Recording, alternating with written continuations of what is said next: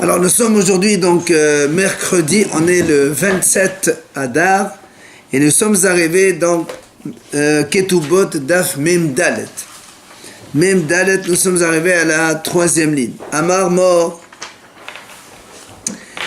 Ebaya Behai Gavia, Ebaya Behai Gavia. Nous avons dit hier à propos d'un monsieur qui a écrit, une femme qui vient avec deux ktubot, une avec 200 et l'autre avec 300. Il a dit Ravuna, si elle veut encaisser la première 200, elle encaisse du premier, c'est-à-dire la première date. Si elle veut encaisser la deuxième, elle encaisse de la dernière date. Via la Gemara nous dit Lima aplira de Rav Nachman. Est-ce que ce qu'il vient de dire Ravuna, ça contredit ce qu'il a dit Rav Nachman? Pourquoi? Rav Nachman a dit Shne shtarot ayus'in beze achar ze bitel sheni et harishon. Rav Nachman il dit comme ça, si un homme il apporte deux shtars, par exemple j'ai un document, j'ai acheté un terrain, ou n'importe quel document, le même document daté à deux dates différentes. Via Rav Nachman il dit bitel sheni et harishon, le deuxième annule le premier. Donc, ça ne va pas comme il a dit Ravuna. Ravuna a dit quand on a deux stars de Ktubot, elle peut choisir l'une ou l'autre. Alors que Rav Nachman il vient de dire maintenant, c'est la deuxième qui annule la première. Donc, est-ce qu'ils sont en divergence tous les deux?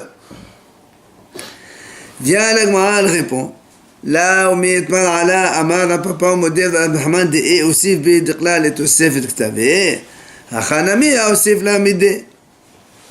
Elle vient, donc la Gemara dit, n'est-ce pas qu'on a déjà répondu, Rav Papa il a dit sur ça, au modèle Rav Nachman, ça dit bien que Rav Nachman il a dit que si un homme il a deux stars datés à deux dates différentes, le deuxième annule le premier.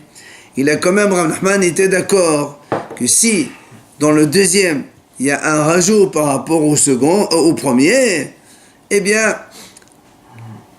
Rav Nachman il est d'accord aussi qu'il peut donc encaisser du premier au deuxième, puisque quand est-ce que Rav Nachman il dit s'il y a deux stars, le deuxième année le premier, c'est quand ils sont les mêmes. Mais quand il y a sur le deuxième un rajout par rapport au premier, alors dans ces cas-là, Rav Nachman aussi il est d'accord qu'il peut choisir d'encaisser le premier ou le deuxième. Goufa Amar Rav Nachman. La Gemara revient sur cette idée de Rav Nachman. On a dit Shne shtarot ayus'in beze haze betel shene tarishon. On a dit donc Rav Nachman il a dit quand quelqu'un a donc deux documents à deux dates différentes, le deuxième annule le premier. C'est ce qu'on vient de dire. Amar la papa sur cela. Ou modèle Rav Nachman de aussi bidqla le tosefet ktave. Il a dit Rav Nachman que s'il a rajouté diqla, c'était ne serait-ce qu'un palmier. Dans le second par rapport au premier, c'est les Tosefet Ktave. Donc il a écrit pour ajouter, c'est pas qu'il annule le premier. Alors, la Gemara, elle vient un petit peu discuter cet enseignement de Rav Nachman.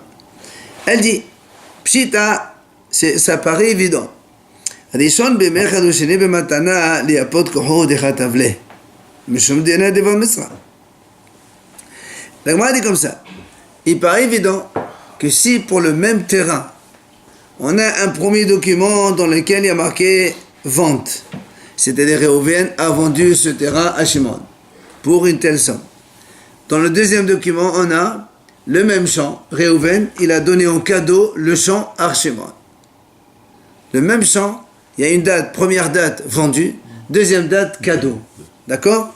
Alors il dit, c'est évident que dans ces cas-là, le deuxième, pourquoi il a écrit? On ne va pas dire. La vente c'est plus fort, on va dire aussi. Non, au contraire. Il dit, justement, là, on a dit que ça. Pourquoi il a écrit un cadeau? Monsieur Dina Deva Misla. Vous vous rappelez, on a expliqué avant, on dit quand quelqu'un il vend un terrain, qui c'est qui est prioritaire pour acheter? Celui qui est mitoyen. D'accord? Là aussi, Réhouven il a vendu un terrain à Shimon. Shimon il vient d'ailleurs. Imagine qu'il y avait Lévi qui avait un terrain mitoyen. Il peut lui dire, monsieur, moi je suis prioritaire, c'est moi qui achète. Qu'est-ce qu'il a fait Réhouven? Il a dit, au lieu, pour éviter ce genre de problème, Je lui donne en cadeau. Quand on donne un cadeau, il n'y a pas de mitoyenté. C'est pour éviter que Donc, c'est-à-dire, il a lui donner plus de force à Shimon. Il lui a donné en cadeau le terrain. pour éviter le voisin. Évidemment. Mais comment c'est un mensonge alors? Pourquoi? Parce que c'est pas vrai, il l'a vendu. Justement, au début, il a vendu. Ouais. Après, il lui fait un star. Shimon, il a vendu. Reuven, il a vendu. Il y a marqué. Reuven a vendu à Shimon, donc ce terrain. Ouais. Après, 3 mois plus tard, tu marques, il y a marqué Reuven a donné en cadeau ce chose. Mais ce Pourquoi il a rajouté le deuxième? Mais ce star il est faux. Ça, il est faux. C'est parce qu'il n'appartient plus le terrain, il l'a vendu. Ouais, elle a pas voulu le vendre. Comment il peut lui donner quelque chose qu'il a déjà vendu? C'est la même personne, c'est les deux. Même si oui, mais Mais c'est deux interlocuteurs. Imagine que. il dit que c'est le même. C'est ça que je Ouais, c'est vrai. Si c'est les mêmes. Non, nous, qu'est-ce qu'on a dit? Nous, on a dit tout à l'heure que Rav Nachman a dit comme ça. Si quelqu'un il a deux stars à deux dates différentes, le deuxième annule le premier. Sauf si dans le deuxième tu rajoutes quelque chose, alors il n'annule pas le premier. Tu peux prendre l'un ou l'autre. Alors il te dit maintenant, regarde dans celui-là, il y a le même, il n'y a rien de rajouté. Il a changé le terme. Mais tu vas pas me dire parce qu'il y a rien du tout, alors le deuxième annule l'autre. Ça veut dire qu'en fait, c'est ça en fait. Nous on a dit, Rav Nachman a dit quand on a deux documents, le deuxième il annule le premier.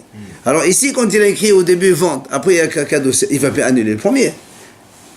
D'accord? Quand il a dit vente, c'est pas pour annuler le premier il lui a vendu. Et donc il y a un document dans lequel il y a marqué il a vendu pour telle somme à telle date précédente. Maintenant il y a marqué il lui a donné un cadeau. Pourquoi il marque ça? C'est pour donner de la force à cet acheteur que personne ne vienne lui prendre le terrain.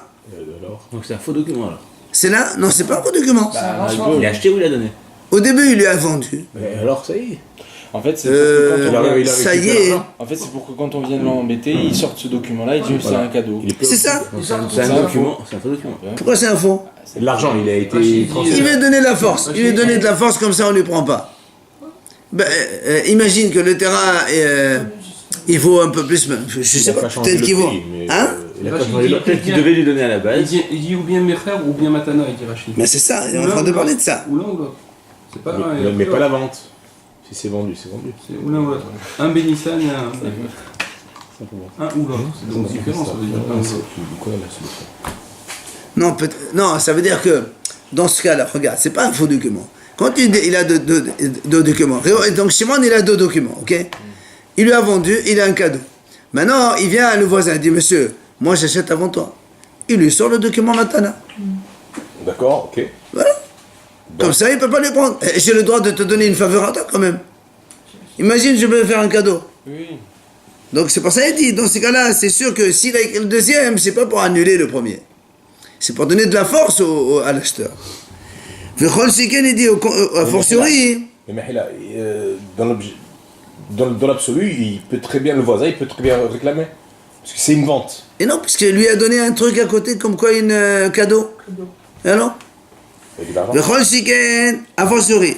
Si c'est le contraire, Rishon Bematana. Le premier, donc la première date, il a marqué, il a donné un cadeau. Le deuxième, Ushene Bemecher. Il a donné, donc il a marqué qu'il lui a vendu. C'est sûr. Il dit pourquoi il lui a fait ça? Parce que au cas où il y a le monsieur, il a une dette. Oui. Si moi je te vends le terrain et que à une date avant, antérieure. Après je te dis voilà, ça c'était un cadeau. Après maintenant je te dis je te vends. Quand on vend, vous vous rappelez, quand quelqu'un il a une dette, si il a un bien, il peut venir saisir le bien quand l'autre il n'arrive pas à payer, n'est-ce pas? Alors là aussi c'est pareil. Il dit, il lui a fait le premier Bematana Et s'il y a en fini, cadeau de seconde, et le deuxième, c'est fini une fois qu'il a fait un cadeau. non, ça veut dire que moi je me porte, regarde, quand moi je fais un cadeau d'abord. Après j'ai dit non, tu sais quoi, je te le vends. Ça veut dire quoi? Si maintenant moi j'ai un créancier qui vient, pourquoi j'ai écrit que je te le vends? Comme ça, s'il y a un créancier qui vient, il se retourne contre moi pour payer. Il n'y a aucun intérêt. Pour un respect dans l'histoire du voisin, alors. Non, mais là, non, le voisin, quand il y a mytho, mais là, il n'y a pas de problème. Voilà, Si tu fais un cadeau, après tu le vends, le voisin, il voit que tu as vendu, il dit, monsieur, moi je suis prioritaire par rapport à toi. Pourquoi tu as fait un deuxième stade de vente si tu as donné un cadeau? Il a fait un stade de vente pour éviter qu'il y ait un créancier qui vienne. Parce que quand on vend un terrain, s'il y a un créancier qui arrive, il me saisit le terrain que j'ai vendu, selon la date. Alors, qu'est-ce qu'il a fait lui? Il a fait la vente derrière, comme ça il n'y a pas de créancier qui peut venir saisir le terrain. Comme ça au moins c'est sûr que la vente elle est bonne à 100%. D'accord? Alors dans ces cas-là, le Mourad dit il n'y a pas de discussion. C'est quoi le problème? Et là, si maintenant tous les deux c'est vente ou tous les deux c'est cadeau, si quelqu'un il a un document, premier document donc date de il y a 3 mois et un autre document le même daté de maintenant. Pourquoi on a deux? Rav Nachman il dit parce qu'il annule le deuxième, il annule le second. C'est le premier. Le second, il annule le premier, exactement. Alors le Mourad dit quelle est la raison? Pourquoi tu dis que le deuxième il annule le premier? Il te dit Rav Ram, il y a deux raisons. La flamme amar est mort au doyer au délai. C'est-à-dire que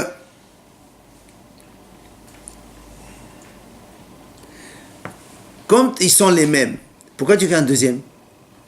Ils disent certainement parce que le premier il était faux, il a voulu corriger, il a donc donné un autre valable comme il faut.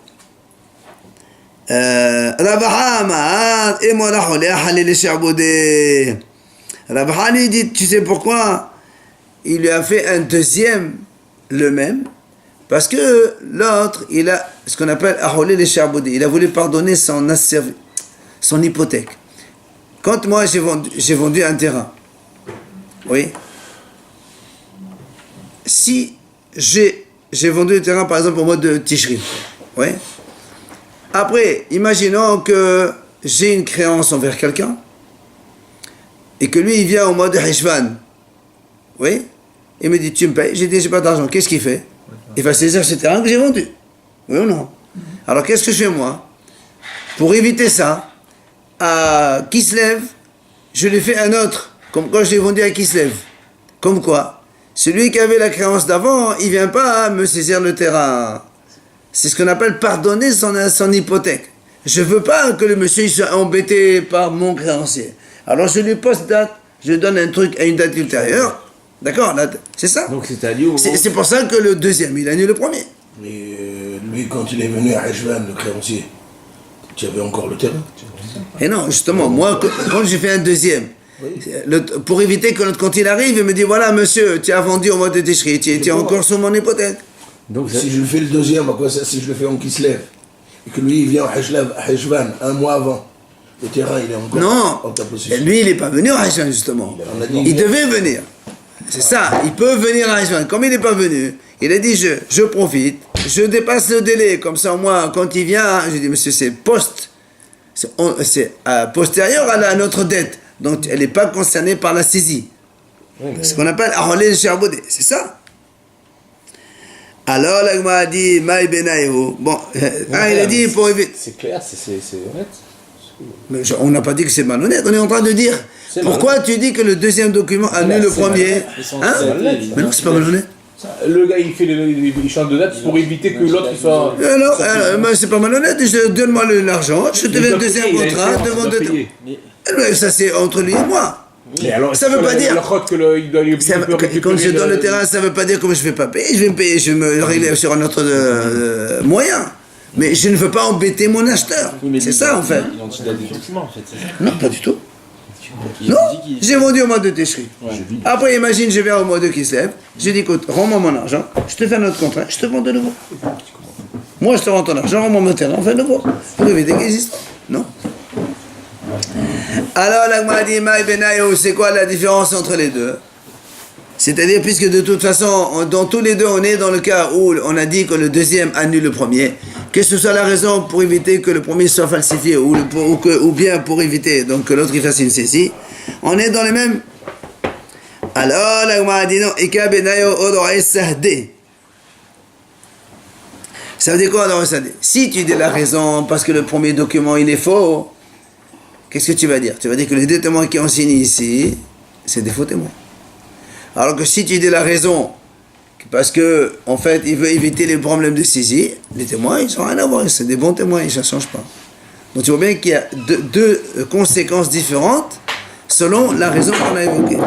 Ou encore il dit Velsalomé Péré. Ou bien, imaginons que quand moi j'ai vendu au mois de Tishri, d'accord? Après je vais à un autre document au mois de Kislev. Si je marque dans le mois de Kislev, je l'ai vendu. Quand il a mangé, le monsieur qui a acheté le terrain depuis Tishri, il a mangé les fruits qu'il y avait dans le terrain depuis Tishri jusqu'à Kislev. Et à Tishri, il a marqué quoi? Tu nous appelles ce qu'il a marqué? À Tishri, c'est marqué Réhouven a vendu le terrain à Shimon. D'accord. Après, on a un autre même document, le même. Oui. À Kislev, Réhouven a vendu ce terrain à Shimon. Ouais. Alors on fait quoi? Alors il dit, il y a une conséquence à laquelle Shimon, quand il a mangé le fruit depuis Tishri jusqu'à Kislev, il se passe quoi avec ça? Alors selon le premier qui a dit que le document il est faux, Le donc deuxième annule le premier. annule le premier, donc tout ce qu'il a mangé il est obligé de rembourser. Alors que celui qui dit que non, c'est pour éviter qu'il y ait une saisie, le premier il est bon, alors ce qu'il a mangé c'est lui. Enfin, le tasqa, il dit Rashi, c'est pour payer la taxe de l'État. Ben, si tu dis le premier il est faux, il ne va pas payer la taxe depuis le début, mais après, si c'est le premier il est bon, alors il va payer la taxe depuis le début. Et ça revient au propriétaire. Absolument. Non, Alors, la Gemara finalement a dit Maï hava ala dirtuba. Finalement, la question qu'on a posée nous au début, c'était la ktuba. Alors, bon, tout ça, on a dit à propos des champs, terrains vendus à droite-gauche. Maintenant, alors la ktuba, c'est qu'une femme elle a deux ktuba, elle fait quoi? Tashma de Amad Abed Amad Shimon Mishum Rabbi Azab Rabbi Shimon Mané Matayim Menha Erusin Vetosevet Mena Nisuin. Alors on répète encore notre question. On a dit quand une femme elle a deux ktubot, une par exemple en date des fiançailles et l'autre en date du mariage, laquelle elle encaisse, elle peut encaisser avec laquelle? Rabbi Yehuda dit au nom de Rabbi Lazar et Rabbi Shimon, les 100 de la veuve divorcée et les 200 de la jeune fille, elle les encaisse depuis les fiançailles. Et par contre les tosefet, le supplément que le mari donne, Menanisuin de partie du mariage. Ça c'est premier hacham. Hachamim omrim, non. Et hadze ve hadze menanisuin. Que ce soit l'un ou l'autre, c'est à partir du mariage qu'on encaisse. C'est la somme qui est indiquée sur la somme qui est indiquée sur le deuxième document. Et vehelchit al-Gemara dit, et hadze ve hadze menanisuin. C'est ça la halakha en fait. Que ce soit donc le manimatayim ou les tosefet, c'est à partir du mariage. Donc on prend en compte le deuxième document au mariage et pas celui de premier. Donc s'il divorce au moment des fiançailles, elle n'a rien à faire. Non.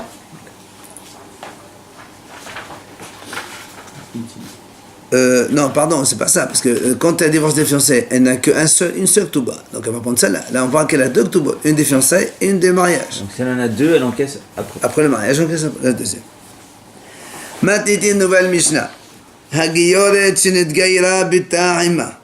Alors, il faut d'abord savoir une chose. Dans la Torah, c'est marqué si une jeune fille qui était déjà fiancée, c'est-à-dire fiancée, elle a été mekodesh, donc ce qu'on a appris depuis avant. Si elle, entre-temps, elle va avec un autre homme, c'est skila. C'est-à-dire que la Torah, elle a fait une différence entre Ishit Ish et Na'ara Me'orasa. Une femme mariée qui va avec un autre homme, elle est Behener. C'est strangulation. Alors que quand c'est une femme fiancée, c'est plus grave, c'est Sirila. Fiancé, c'est plus grave. Oui. Fiancée dans le sens Mekodeshet, d'accord? Pas stam comme ça, de rien du tout. Mekodeshet, c'est plus grave. Alors, maintenant, la Mishnah nous dit comme ça. Il y a une femme donc, elle avait une fille, deux goy. Elles se sont converties toutes les deux, la femme, la mère et sa fille. Après, cette fille-là, elle était fiancée avec un Ben Israël, et après le fiançailles, elle est partie avec un autre. C'est exactement le cas de la Torah. Seulement la Mishnah dit, on ne fait pas de skila ici. Pourquoi? Parce que ils disent, Hachamim, c'est marqué, Ki asta nevala Israël. Il n'y a qu'une fille d'Israël qui est concernée par ce sujet. Et comme ça, c'est une convertie, alors elle n'est pas concernée par le sujet de skila, ni par ce sujet de toute tout le Inyan là-bas que la Torah dit. Il amène devant la porte de la maison de son père, et après on la lapide devant la porte de son père pour dire aux gens, regardez ce que ce père il a fait, il a enfanté. Tout ça, c'est uniquement pour une fille d'Israël. Comme ça, c'est une convertie, alors on ne fait pas ça. On la traite comme une femme normale qui s'est mariée et qui a eu donc une autre relation avec un autre homme. Du coup, elle va mourir, on l'a tué quand même. Heureusement, c'est une juive. C'est-à-dire genre...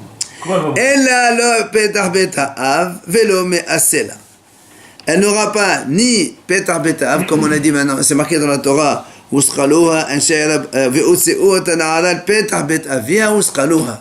fait sortir la Nara devant la porte de la maison de son père et on la lapide là-bas à côté. Et elle n'est pas concernée aussi par les Me'as Selaim.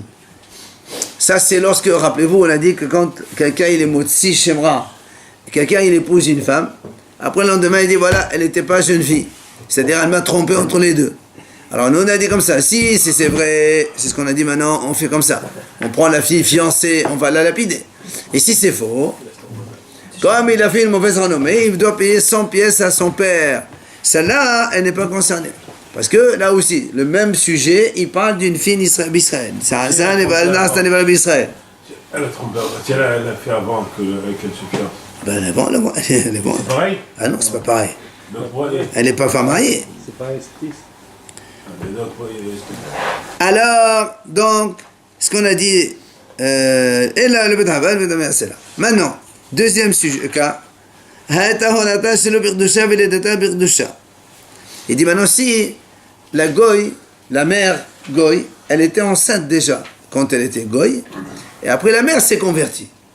Et quand la fille est née, elle était... Non, le premier c'est la mère et la fille, elle était née déjà, deux Goy, elles se sont converties.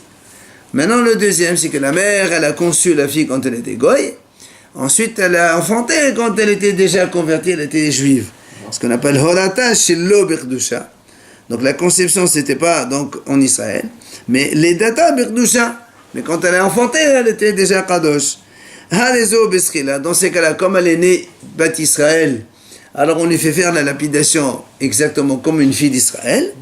Par contre, elle n'est pas concernée par le passouk qui dit on va l'amener devant la porte de son père, parce que comme elle est convertie, il n'y a pas de père. Vélo mais assez là, et non plus il n'y a pas de 100 pièces qu'on donne à son père, puisqu'il n'y a pas de son père ici. Enfin,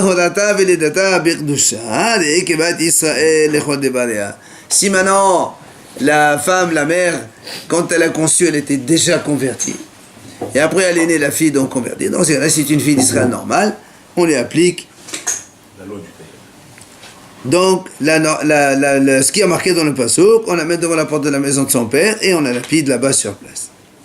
Maintenant, si on parle d'une fille d'Israël normale, yesh la av et la petar betav, yesh la petar betav et la ava des obeskrila, l'onema petar betav et la mitzvah. Il dit maintenant, imaginons, voilà une jeune fille, elle s'est fiancée, et après il s'avère donc, avant le mariage, elle a trompé son mari. Il faut donc faire ce que le passouk a dit. Il faut l'amener devant la porte de la maison de son père, il faut la lapider là-bas. Il dit maintenant, si le père n'a pas de maison, alors est-ce que, comme il n'y a pas de maison, alors on ne peut pas faire la lapidation? Il dit non. Si elle a un père, mais il n'y a pas de maison, ou il y a une maison, mais il n'y a pas de père, dans tous les cas, on fait quand même la lapidation. C'est-à-dire cet élément, comme quoi il faut l'amener devant la maison de son père, et il faut donner son père pour l'indemniser s'il le faut, ça c'est juste une mission en plus. Mais la lapidation, de toute façon, elle sera réalisée dans tous les cas. En parlant de la fille d'Israël, bien sûr. C'est uniquement pour la mitzvah qu'on a dit Petra Betav. C'est donc une mitzvah, mais ce n'est pas un élément qui empêcherait la sanction. Quand il y a une maison à faire, le cas d'avant, là, on pourrait dire juste le cas d'avant qu'on a vu, donc le père était goy. Ben Il n'y non. a pas de père. Donc là, On s'en fout, justement là-bas il n'y avait même pas, on n'amène même pas devant le père. on dit, dans le pêche, maintenant tu viens de dire qu'il n'y a pas Non, de père. là c'est à l'Israël, on parle d'Israël maintenant. Elle est moitié, elle. Non, pas des filles d'Israël normales. S'il n'y a pas de maison de son père, ou si elle n'a pas de père, on fait quand même appliquer la sanction. Même si le père les gars, il est juif, pour moi, c'est pas. Et non, ça dépend quand est-ce qu'on vient de dire. Il y a trois situations. Si la mère est juive, le fils est juif, voilà, on s'en fout, ça ne discute pas. On parle de la femme goy. Là. Alors, l'Agma a dit, d'où on apprend donc ce qu'on vient de dire, que si une fille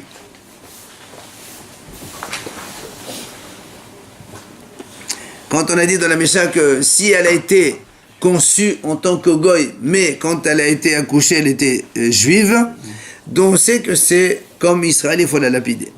Amar Rish Lakish, de Amar Kra, Vameta, les rabot, Holata, Shelo Birdusha, Viledata Birdusha. Il dit parce que c'est marqué dans la Torah à propos de la fille d'Israël, c'est marqué Ushkaloha, Konasha, Rabba, Vanim, ou Ameta. Et les gens de sa ville, ils vont la lapider. Et la Torah continue, et elle mourra.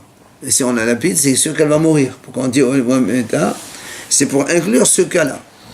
Que si la femme, elle a conçu quand elle était goy, mais elle a enfanté quand la fille, elle était juive, donc elle aussi, alors elle aussi, elle est concernée par la lapidation. Et la botte pour inclure ce cas-là, d'accord? Alors là, on a dit, alors si maintenant tu me dis que dans ce passouk-là, on inclut cette fille, donc le deuxième cas, alors pourquoi tu as dit, dans la Mishnah on a dit, dans le deuxième cas, elle n'est pas concernée par les 100 pièces. Et aussi, elle n'est pas concernée parce qu'il y a marqué dans la Torah, si le monsieur, il a tort, quand il a sorti cette mauvaise information sur la fille, on le frappera. Et or, dans ce cas-là, il n'y a pas marqué qu'on le frappe. Alors, mais si tu me dis maintenant que le passouk, il inclut cette fille-là, alors tu appliques tout ce qu'il y a dans le passouk. Amal kra vameta, l'agmal répond, étant donné que c'est marqué vameta, elle mourra. Limita netra beta velo lichnas. C'est uniquement pour la mort qu'on a inclus ce deuxième cas de la fille qui a été conçue goy mais elle est née juive, mais pas pour les autres sanctions. Alors la Gemara dit Ema les rabot olata veledata birdusha.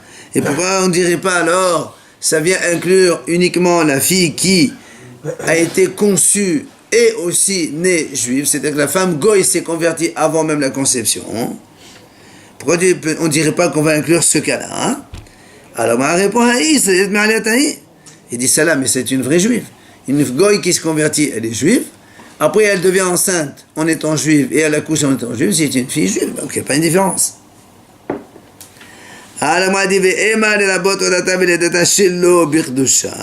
Et pourquoi on ne dirait pas, c'est pour inclure le cas où la fille, elle a été conçue, est née goy, et après elle s'est convertie. Pourquoi on ne dirait pas aussi, comme il y a marqué dans le passage Gomet, celle-là aussi, elle doit être lapidée. Nous, on a dit non, dans la Mishnah, elle doit être uniquement donc, éstrangulée. Alors il dit, Israël m'a annulé.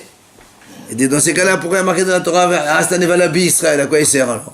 Israël, c'est pour te dire que ce sera une fille d'Israël. Elle devient. Justement, c'est pour cet élément qui insiste. Pourquoi on dit pas? Pourquoi la Torah le marque ce mot-là? C'est pour te dire qu'il faut qu'elle soit vraiment donc une fille d'Israël.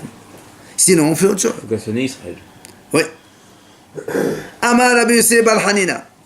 Il a dit Rabbi Yosef Bar Hanina, Hamosi Shemra al Haytoma Pato. Si quelqu'un fait sortir une mauvaise renommée sur une orpheline, il est patour. Nous on a dit, bien sûr, nous on a dit si quelqu'un fait sortir une mauvaise renommée sur une fille alors que c'est pas vrai, il doit payer 100 pièces à son père. Comme là c'est une orpheline, à qui tu payes? Il n'y a pas. Patour, c'est 2 secondes, 2 secondes. Sheneema, comme il dit, c'est Rabbi ici qui nous dit, la Torah dit, Velato la vianara, on donnera les 100 pièces au père de la jeune fille. Prat lazo she'en la'av. Bah évidemment, avec l'exception de celle-là qui n'a pas de père. Alors, le dîme. Pardon? Il donne rien? La Torah dit au père son père. On parle du Khnas ici. La fille a pas Oui, j'ai compris. On n'avait pas dit, on n'avait pas. On a dit aussi Bosh et Tovgam qu'on paie. Mais pour l'instant, on parle du Khnas. Le Khnas, la Torah a dit on donnera au père de la fille. Même on avait dit pour la s'était fait violer. C'était les frères, ils pouvaient prendre le knas. Non? Les 50 pièces. Le cas où elle est violée. Parce que c'est une jeune fille. Oui, mais là, c'est pas un peu pareil, ça ressemble. Là, doucement, là, moi, elle va poser la question de toute façon. Mettez la BEC, la ville, mettez la BEC, la svida. Alors ils viennent ici, ils objectent. Il dit, pourtant, il dit, pourtant, nous, on a vu ça il n'y a pas longtemps. On a dit que si un homme, il séduit une fille, vous vous rappelez? On a dit, un homme, il séduit une fille, il doit donc payer 50 pièces d'argent. Et du quoi Il paye à son père. Il a été en relation consentante. Voilà. Et on a dit maintenant, si maintenant la fille elle refuse de se marier, ou bien son père aussi refuse donc, de la lui donner, il a le droit. Et là-bas, elle a dit, comment c'est, d'où tu as vu? Nous on a dit, il y a marqué dans la Torah, ma enima en aviha. Pourquoi la Torah elle répète ma enima en? On aurait dû dire Ve'emima en aviha, ça suffit. Alors on a dit que ça veut dire que non seulement le père il peut refuser, mais la fille aussi elle peut refuser. Donc, Hachamim disent, de la boti toma lichnas. Donc de là on a appris que même l'orpheline, comme on a fait les mefaté, on les a rapprochés, on les a comparés tous les deux cas, et donc que ce soit une séduction ou un viol, alors la même chose, Yetoma, celle-là aussi, elle doit avoir sa sanction knas. Donc tu vois bien qu'on dit que Rabbi Yossi Galilée dit qu'une orpheline, il faut lui payer sur knas. Alors comment toi tu as dit que pas tour de payer le knas? Alors, lui-même il a objecté et lui-même il répond. Donc c'est Rabbi Yossi Bar Rabbi Nougar, Rabbi Yossi Bar Svita. Il dit là-bas on parle, là-bas il dit, quand est-ce qu'on a dit qu'on lui paye? C'est quand il a violé, elle avait encore son père. Et après, quand elle est passée au Bédine pour la payer, le père il est mort. C'est pour ça qu'on a dit quand même on paye. Mais ça sous-entend que quoi? Que si elle était Yotoma d'office, il ne payerait pas donc les 100 pièces, les 50 pièces, pardon. On faisait une différence entre séduction et viol sur l'accord du père ou pas? Non. Ah non. Parce qu'on a dit que le père comme la fille peuvent refuser. Ça c'est ce qu'il a dit Rabbi Yossi Bar Hanina. Rava Amar Hayav. Rava il dit non. Rava il dit même un monsieur il viole une orpheline, il doit lui payer les 100 pièces d'argent même s'il n'y a pas son père. Pourquoi? Mimaï, d'où tu apprends ça? Il dit parce que on a vu Médétan et Aimé il a dit comme ça. Betolat Israël velo Betolat Gerim. C'est marqué dans la Torah à propos de Mossi Shemra. La Torah dit comme ça, parce qu'il a fait sortir une mauvaise renommée sur Betolat Israël. C'est une mauvaise renommée ou c'est la... Mauvaise renommée comme quoi elle a trompé avant le mariage. C'est la vérité. Ça dépend. Si c'est la vérité, on va la lapider la fille puisqu'elle a trompé son mari. Et si c'est faux? On parle d'une orpheline. Oui, une orpheline, elle s'est mariée. Le lendemain, le monsieur il dit, ah, là, elle n'était pas jeune fille, elle n'était pas vierge. Donc elle m'a trompé avant. Lui il dit ça et elle dit non. Alors, si ça va que c'est vrai, on va lapider la fille. Et si c'est faux, c'est lui qui doit payer 100 pièces d'argent pour indemniser la fille. À qui? À son père. Maintenant, nous on a dit Rava, il dit Haya. Ça, Rava, il n'est pas d'accord. Ah, il est d'accord qu'il paye la fille. Il paye à la fille 100 pièces. D'où tu sais? Il dit parce que c'est marqué dans la Torah Al Betolat Israël. De là, les Haramim ont dit quoi? Velo Betolat Gerim. De là, les Haramim ont dit il faut payer sur une jeune fille d'Israël, mais si c'est Betolat Gerim, si c'est une convertie, alors là, on ne paye pas. Or, elle m'a dit, quand on dit Betolat Gerim, pourquoi Betolat Gerim? Parce qu'une fille convertie Goy, elle n'a plus de lien avec son père. D'accord, même s'il est vivant. Donc du coup, c'est pour ça qu'on exclut. Alors il veut dire la même chose. Alors Rava il dit, apprends de là. Et Ahmad Bissamek Kegwana Bissamek Hayev. Hane de Sekhalam Tegrib. La Ahmad Bissamek Kegwana Patou Hasta Bissamek Patou de Gadim Faya. Rava il raisonne comme ça, il dit comme ça. Il dit, nous on a dit, c'est marqué donc que quand le monsieur il a fait chez moi, il va payer 100 pièces d'argent à la jeune fille. Enfin au père de la jeune fille. Nous on a dit, on exclut de payer pour une bétonnade convertie. Oui. Alors il dit comme ça, si tu dis que même pour une orpheline, il faut payer. Oui, je comprends que tu exclus une convertie. Mais si tu dis que pour une orpheline, on ne paye pas, si déjà pour une juive orpheline, tu ne payes pas, pour une convertie à force, tu ne payes pas, parce que tu as besoin de me l'apprendre. Donc si tu as été obligé de m'apprendre que tu dois exclure la fille convertie, machma que la yétoma, il faut lui payer aussi. Sinon, on n'a pas besoin de le dire. Si déjà tu sais, toi, qu'une jeune fille d'Israël, il faut lui payer, mais une orpheline d'Israël, il ne faut pas lui payer. Alors, il faut savoir qu'une convertie, il ne faut pas lui payer. Orpheline d'Israël et convertie, c'est la même chose, mais l'orpheline d'Israël, elle est encore mieux. Il y a un rave qui dit non. Très bien, mais on parle de Rav, celui qui dit Haya maintenant. D'accord? Ça, c'est donc Mahlok d'entre Rabbi Yossé et Rava. Chacun, il a donné évidemment son avis et son argument. Selon Rava, là, oui. on paye la fille parce qu'elle est orpheline. Ouais. Elle n'a pas de père. Ouais. Maintenant, elle a converti. On considère qu'il n'y a pas son père. Très bien. On pourrait dire selon lui qu'on lui paye à elle aussi. Et non, justement, parce que Rava, il a dit, étant donné que c'est marqué dans le Betoulat Israël, chaque mot qui est dans la Torah, il vient servir à quelque chose. Pourquoi la Torah dit Betoulat Israël? Ça veut dire que si c'est Betoulat Guérim, non? Elle se convertit, elle est pénalisée, quoi. Non, c'est pas pénalisé. C'est les mots de la Torah, ça. On peut pas. Amar Rishakish. Il vient Rishakish, il dit Hamosi Shemra ala Ketana, Patour. Celui qui fait sortir une mauvaise renommée sur une petite fille, il est Patour. Pourquoi? Il dit si un homme il vient violer il se marie avec une fille de moins de 12 ans. D'accord? Moins de 2 ans, 11 ans et demi. Le lendemain, il dit que donc elle n'était pas jeune fille. Il savait que c'est faux. Normalement, il fait qu'il paye 100 pièces d'argent. Il vient à Richard et il dit, il n'y a pas de 100 pièces pour la petite. Pourquoi? Parce que la Torah dit, Benato la avait Na'ara. Na'ara, il faut que ce soit jeune fille. Jeune fille, c'est à partir de 12 ans, et pas 11 ans et demi. Na'ara, mané, dit Belakato. Je peux poser une question. Quand on paye le père, c'est pour la honte? Non, c'est la sanction de la Torah. La honte, il y a en plus. Ah. Et est-ce qu'il va payer quand même pour la honte? Évidemment, toujours. On n'avait pas dit que quand il y a le vrai entier... C'est là que moi, on va parler de ça. Alors, juste maintenant, on va voir ça. Donc, comme il y a marqué Nahara avec le He, c'est donc la jeune fille et non pas la petite fille. Alors, Matrif la Ravaha Balaba. Il vient Ravaha, il objecte. Il dit, Tama dirte Banara. Ha la Vacha Vamina Filoketana. La Gemara dit, attends, je comprends pas. Tu as dit parce qu'il y a marqué Nahara, c'est pour ça que c'est sûr que c'est la jeune fille. S'il n'y avait pas marqué Nahara avec He, j'aurais dit même la petite aussi, elle est concernée dans ce cas-là. Il dit c'est pas possible. Pourquoi c'est pas possible? Active, parce que dans le sujet là-bas c'est marqué. Si Bémet il s'avère que c'est vrai que la jeune fille, la petite, donc notamment, elle a trompé son mari, donc elle était fiancée, elle est partie avec un autre entre-temps.